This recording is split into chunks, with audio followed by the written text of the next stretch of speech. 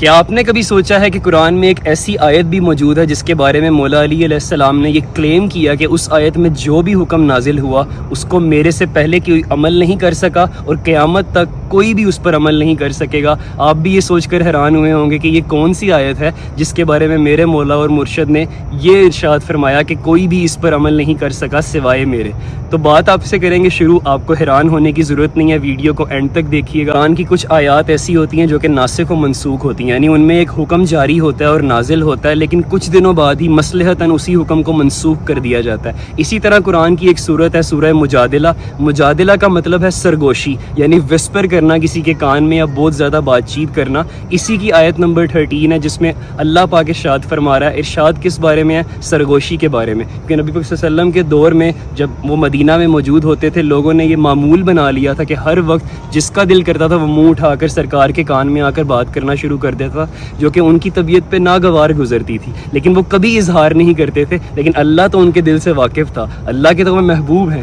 اللہ نے قرآن میں 13 نمبر آیت میں سورہ مجادلہ میں یہ ارشاد فرمایا کہ اے مومنو، جب بھی رسول کے قریب جاؤ سرگوشی کے لیے تو صدقہ دے دیا کرو۔ جیسے ہی صدقے کی باری آئی، یقین کیجئے کہ فور دا نیکسٹ 10 days کوئی ایک بندہ بھی نہیں تھا جو کہ سرگوشی کے لیے جا رہا ہو نبی صلی اللہ علیہ وسلم کے پاس، کیونکہ جب بھی مال اور جب بھی خون دینے کی بات آئی ہے، اہل بیت نے ہی سٹیپ ان کیا ہے۔ یہاں پر شروع کریں گے ذکر مولا علی علیہ السلام کا، جنہوں نے اپنے ایک دینار کو 10 درہم میں تقسیم کیا اور ایک ایک درہم کا ڈیلی بیسس پر صدقہ دیا کرتے تھے، اور جا کر نبی صلی اللہ علیہ وسلم کے ساتھ سرگوشی کیا کرتے تھے اور بات کیا کرتے تھے۔ جیسے ہی اللہ نے یہ چیز آبزرو کی کہ 10 days تک کوئی بھی آ ہی نہیں رہا ملنے، تو اللہ نے